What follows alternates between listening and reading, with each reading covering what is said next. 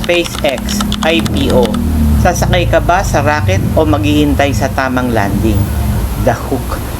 Kapag may bagong IPO, maraming Pilipino ang parang may seat sale mentality.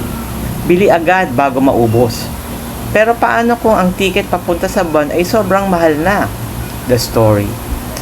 Ayon sa analysis ng Should You Buy SpaceX IPO sa YouTube channel, hindi asahang magiging isa sa pinakamalaking IPO sa kasaysayan ang SpaceX. Ngunit may malaking tanong, kung sobrang taas na ng valuation, may sapat pa bang espasyo para lumago ang investment?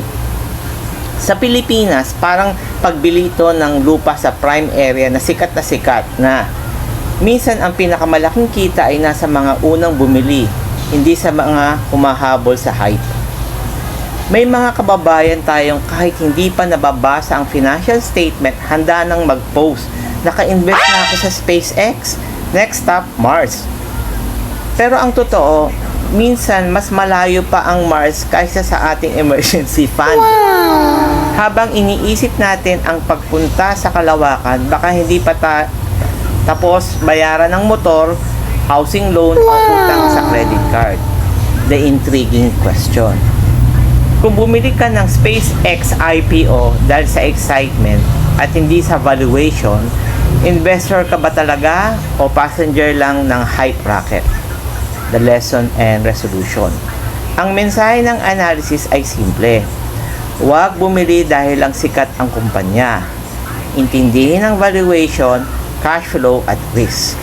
Ang tunay na investor ay may disiplina, hindi FOMO. Minsan ang pinakamatalinong galaw ay maghintay ng mas malinaw na presyo. Sa investing, hindi lahat ng rocket na mabilis ang lipad ay magandang sakyan agad. Follow for what? Follow for more Filipino mass satire, financial literacy, critical thinking, consumer behavior, and life lessons at FCC Ludus Literarius.